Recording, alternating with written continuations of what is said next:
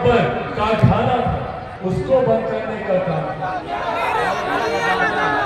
यहाँ पर जो पहाड़ था उसको बंद करवाने का काम इन्होंने किया कि हम झूठ बोल रहे हैं। जितने कारखाने जितनी मिले थी उनको बंद करवाने का काम इन्होंने किया। और जब इनसे पूछा जाता है कि भाई रोजगार के नाम पर आप क्या देंगे, तो मुख्यमंत्री नीतीश कुमार जी कहते हैं कि बिहार में उद्योग नहीं खुल सकता। क्यों? क्योंकि बिहार का भूगोल ऐसा है, इसीलिए बिहार में उद्योग नहीं खुल सकता। मुख्यमंत्री जी, खोट बिहार के भूगोल में नहीं, खोट आपकी नीयत में है, जिसकी वजह से बिहार का उद्योग। क्योंकि मुझे भी मेरे नेता, मेरे पिता आदरणीय रामविलास पासवान जी के अधूरे सपनों को पूरा करना है। मेरे जीवन का एकमात्र लक्ष्य है अपने पिता के अधूरे सपनों को पूरा करना। मेरे नेता, मेरे पिता ने 50 साल से ज्यादा, 5 दशक से ज्यादा उन्होंने अपना जीवन समर्पित किया बिहार और बिहारियों को। और मैं गर्व से कह सकता हूं कि इन 50 सालों में, इन 5 दशक में कोई 1 रुपया तो क्या, 1 पैसे तक का आरोप मेरे नेता, मेरे पिता आदरणीय रामविलास पासवान जी को नहीं लगा। गर्व होता है मुझे कि मेरी रगों में एक ऐसे नेता का खून है, मेरी रगों में एक ऐसे नेता का खून है जिन्होंने बिहार और बिहारियों को मुख्य धारा के साथ जोड़ने के लिए जीवन भर उन्होंने काम किया। जिस मंत्रालय में गए उस मंत्रालय से कैसे हमारे बिहारी साथियों को लाभ हो। आज आप सबके हाथों में जो मोबाइल फोन, ये मुझे याद है वो दिन जब वो संचार मंत्री थे। उन दिनों में उन्होंने सोचा था कि ये मोबाइल फोन हर गरीब आदमी के हाथ में, पर वो एक ऐसा समय था, एक ऐसा दौर था जब मोबाइल फोन बहुत महंगा होता था। इनकमिंग के लिए भी पैसा लगता था, 30 रुपया, 32 रुपया, एक मिनट का अगर फोन भी उठाते थे तो उसका भी पैसा देना पड़ता। उस वक्त हमारे नेता, मेरे पिता आदरणीय रामविलास पासवान जी ने सोचा था कि एक दिन ऐसा आएगा जब ये मोबाइल फोन बैगन के भाव बिकेगा, हर रिक्शा वाला, हर ठेला वाला। ये सोच, ये दूरदर्शिता हमारे नेता आदरणीय रामविलास पासवान जी को। हमारे नेता ने कभी जात पात धर्म मजहब में फर्क नहीं किया।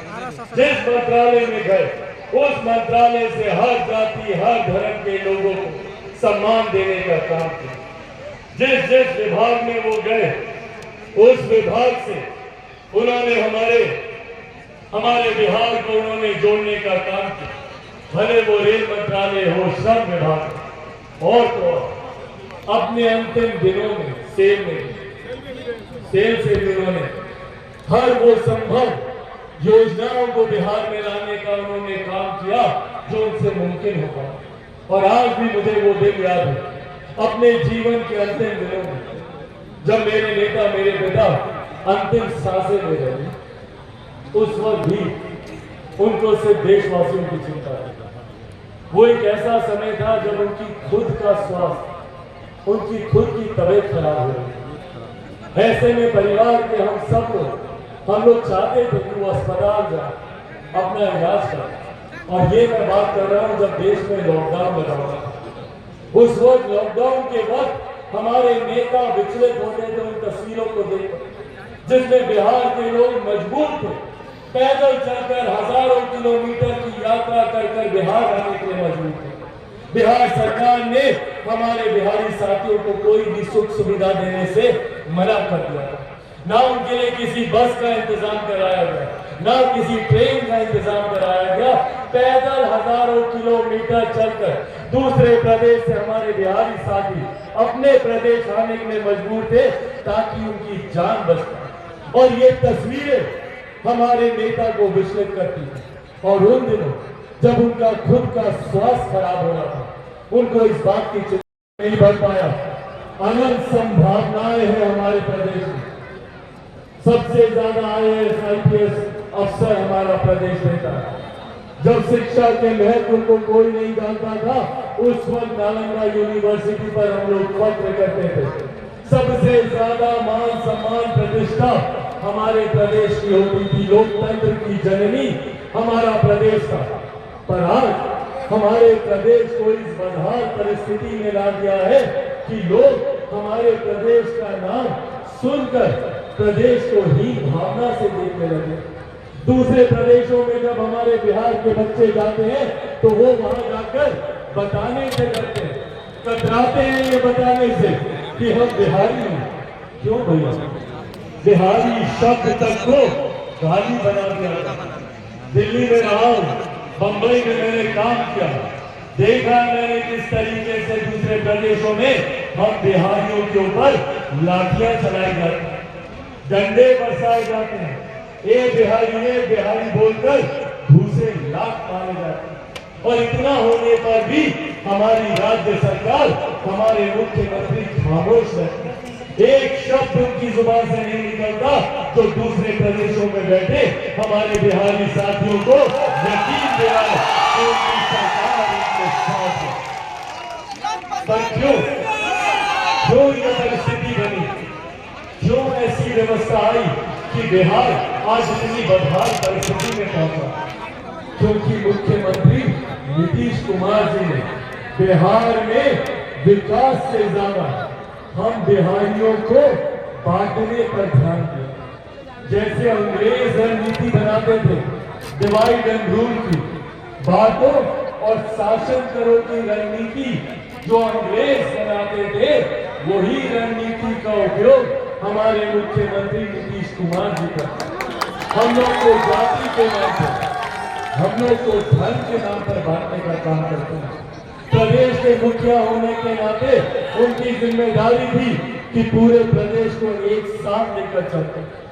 प्रदेश के मुखिया की क्या, एक परिवार के भी मुखिया की यही जिम्मेदारी होती है कि पूरे परिवार को एक साथ बांध कर रखें। पर यहाँ तो हमारे मुख्यमंत्री ने हम लोगों में एकता लाना तो दूर, हम लोगों को और बांटने का काम किया। दलित को महादलित किया, पिछड़ा को अति पिछड़ा किया, कभी अगड़ा, कभी पिछड़ा, कभी हिंदू, कभी मुस्लिम, कभी महिला, कभी पुरुष, कभी कोली, कभी कुर्मी, कभी लव, कभी कुछ, सिर्फ जाति, सिर्फ धर्म। और ये भागते गए और हम लोग बढ़ते गए। पर बदले में हमें क्या मिला? आज भी बिहार वही बदहाल परिस्थिति में खड़ा है। आज भी बिहार के युवा पलायन करने को मजबूर है। दूसरे प्रदेशों में जाते हैं, अपने माता पिता, दादा दादी, नाना नानी, चाचा चाची, घर परिवार को छोड़कर। कौन जाना चाहता है भैया? मैं कभी नहीं जाना चाहता अपने परिवार को छोड़कर, पर जाना पड़ता है। लोग जाते हैं बिहार से। क्यों? क्योंकि बिहार में ये व्यवस्था नहीं। और जब इनसे सवाल पूछा जाता है मुख्यमंत्री नीतीश कुमार जी से कि मुख्यमंत्री जी बताइए आपकी उपलब्धियां क्या रही, बताइए पिछले 17 साल और अब तो लगभग 2 दशक होने को आया। 2 दशक से आप हमारे प्रदेश के मुख्यमंत्री हैं नीतीश कुमार जी। इन 2 दशकों में 10 तो क्या, 5 तो क्या, कोई एक उपलब्धि मुख्यमंत्री नीतीश कुमार जी बता दे तो ये जो हाथ में करेंगे मैं तैयार। एक उपलब्धि बता दे। नए कारखाने लगाने तो दूर, मौजूदा कारखानों को इन्होंने बंद करने का काम किया। यहाँ पर कारखाना था, उसको बंद करने का काम किया। यहाँ पर जो पहाड़ था उसको बंद करवाने का काम इन्होंने किया कि हम झूठ बोल रहे हैं? जितने कारखाने जितनी मिले थे उनको बंद करवाने का काम इन्होंने किया। और जब इनसे पूछा जाता है कि भाई रोजगार के नाम पर आप क्या देंगे, तो मुख्यमंत्री नीतीश कुमार जी कहते हैं कि बिहार में उद्योग नहीं खुल सकता। क्यों? क्योंकि बिहार का भूगोल ऐसा है, इसीलिए बिहार में उद्योग नहीं खुल सकता। मुख्यमंत्री जी, खोट बिहार के भूगोल में नहीं, खोट आपकी नीयत में है, जिसकी वजह से बिहार में उद्योग आपकी नीयत में खोट है, आपकी नीतियों में खोट है मुख्यमंत्री जी। और ये खोट दर्शाती है कि जब बिहारी आपसे सवाल पूछते हैं, जब चिराग पासवान आपसे सवाल पूछता है भाई क्या कसूर है चिराग पासवान का, बताएं मुझे मुख्यमंत्री। आज चिराग पासवान के पीछे जो मुख्यमंत्री नीतीश कुमार जी हाथ धोकर पड़े, क्या कसूर है चिराग पासवान का? मेरा घर तोड़वाते हैं, मेरी पार्टी तोड़वाते हैं, मेरा कसूर तो बताएं क्या है? मेरा कसूर सिर्फ इतना है ना कि मैं बिहार में विकास की बात करता हूँ। मेरा कसूर सिर्फ इतना ही है ना कि मैं बिहार में रोजगार की बात करता हूँ। बिहार में बिहारियों को रोजगार के अवसर मिले उसकी आवाज उठाता हूँ। बिहार में बेहतर शिक्षा की बात करता हूँ, बिहार में बेहतर स्वास्थ्य सेवाओं की बात करता हूँ, बिहार को आईटी हब बनाने की बात करता हूँ, एजुकेशनल हब बनाने की बात करता हूँ, बिहार में निवेश लाने की बात करता हूँ, बिहार को देश का सबसे विकसित राज्य बनाने की बात करता हूँ। यही कसूर है ना मेरा। तो भैया इस कसूर के लिए चिराग पासवान से बदला कैसे लिया जाए? कैसे लिया जाए भैया? चिराग पासवान के पास कोई आय से ज्यादा संपत्ति तो है नहीं, ना हमारे उधर कोई कोर्ट कचहरी में कोई मामला चल रहा, तो कैसे बदला लिया जाए चिराग पासवान से? चिराग पासवान से बदला लेने के लिए मुख्यमंत्री नीतीश कुमार जी ने नई नीति निकाली। उन्होंने निकाला कि चिराग पासवान के परिवार को तोड़ दो, चिराग पासवान टूट जाएगा, नहीं टूटा। फिर उन्होंने सोचा कि चिराग पासवान की पार्टी को तोड़ दो, चिराग पासवान टूट जाएगा, नहीं टूटा। फिर उन्होंने सोचा कि चिराग पासवान को इसी की पार्टी से निकाल के बाहर फेंक दो, चिराग पासवान टूट जाएगा, नहीं टूटा। फिर उन्होंने सोचा कि चिराग पासवान को इसी के घर से इसकी मां, इसकी बूढ़ी नानी जो बोल चल नहीं सकती, उसके समेत सामान समेत इसको घर से बाहर निकाल दो, चिराग पासवान टूट जाएगा, नहीं टूटा। क्योंकि जो लोग चिराग पासवान को तोड़ना चाहते हैं वो लोग भूल जाते हैं कि चिराग पासवान शेर का बेटा है, रामविलास पासवान का बेटा है। मैं टूटूंगा, मैं टूटूंगा, मैं झुकूंगा, और भैया डरता तो मैं किसी से नहीं हूं।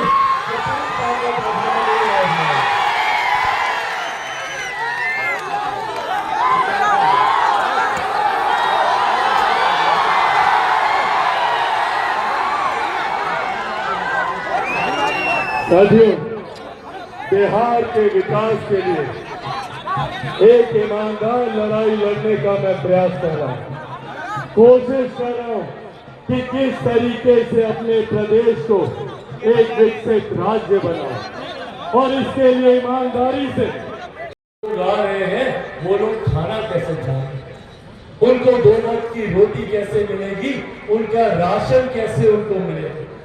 उस वक्त उन्होंने मंत्रालय बंद था, अपने तमाम अधिकारियों को घर पर बुलाया, घर पर बैठाकर उनसे तैयारी करवाई, और उसके अगले दिन ही उस योजना को लेकर वो प्रधानमंत्री जी से मिलने गए। और आज उन्हीं की ये सोच है जिसकी वजह से आज भी देश में 81 करोड़ लोगों को मुफ्त में राशन मिल रहा है। ये सोच हमारे नेता प्रधानमंत्री गरीब जन कल्याण अन्न योजना के नाम से उन्होंने इस योजना का निर्माण किया। प्रधानमंत्री जी से मिलकर उन्होंने इस योजना को धरातल पर उतारा, और सोचिए उनकी दूरदर्शिता कि आज मेरे नेता, मेरे पिता के जाने के 2 साल के बाद भी, आज उनको गए हुए को 2 साल हो गए, पर उनके जाने के 2 साल के बाद भी आज भी ये योजना केंद्र सरकार चला रही है। तो इसके पीछे सोच हमारे नेता आदरणीय रामविलास पासवान। ये बातें आप लोगों से साझा एकमात्र उद्देश्य से कर रहा हूं। हम लोगों को समझना जरूरी है, हम लोगों को जानना जरूरी है कि कौन नेता, कौन सा राजनीतिक दल हम लोगों के विकास की सोच रखता है। हम लोगों को आगे लेकर जाने की बात करता है। आज जो बिहार में नई सरकार बनी है महागठबंधन की, क्या वो सरकार बिहार की विकास की सोच के लिए बनी है? क्या बिहार में कोई विकास के बहुत लंबे कार्य लंबे थे उनको पूरा करने के लिए ये लोग एक साथ आए हैं? नहीं भैया, दोनों अपने स्वार्थों को पूरा करने के लिए। एक मुख्यमंत्री जिनको किसी भी कीमत पर मुख्यमंत्री बने रहना है, अपने सिद्धांतों से समझौता करेंगे, अपनी नीतियों से समझौता करेंगे, पर मुख्यमंत्री वही रहेंगे। और एक ऐसा दल जो कि लंबे समय से विपक्ष में था, सत्ता में आना चाहता था। तो ये दो महत्वाकांक्षी दलों का गठबंधन है, पर इसमें बिहार के बारे में कोई नहीं सोचता, बिहारियों के बारे में कोई नहीं सोचना चाहता। सब अपनी अपनी राजनीतिक रोटियां इसमें सेकना चाहते। और यही कारण है कि आज आजादी के 75 साल के बाद भी बिहार हमारा पिछड़ा प्रदेश कहलाता है। और आज यही आग्रह करने आप लोग के बीच आया हूं। आने वाले समय में जल्द बिहार में चुनाव होंगे। मैं मानता हूं कि बिहार में जल्द मध्यावधि चुनाव होंगे, और इस मध्यावधि चुनाव में हम लोगों को इस बात का ध्यान देना है कि ऐसा गठबंधन, ऐसा दल और ऐसे नेताओं को चुनकर हम लोग बिहार की विधानसभा में भेजें जो दुख सुख की घड़ी में हम लोगों के साथ खड़े रहें, जो बिहार की विधानसभा में, देश की संसद में हम लोगों की आवाज उठाने का काम करें। आज जो लोग सत्ता में हैं, पिछले 32 साल से यही लोग सत्ता में हैं।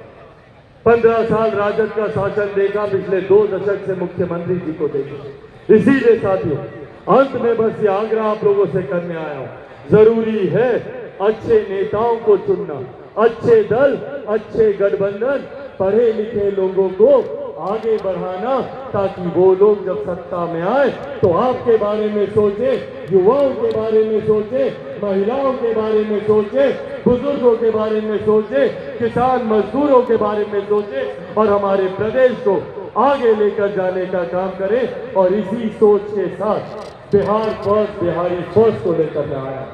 मेरे नेता, मेरे पिता ने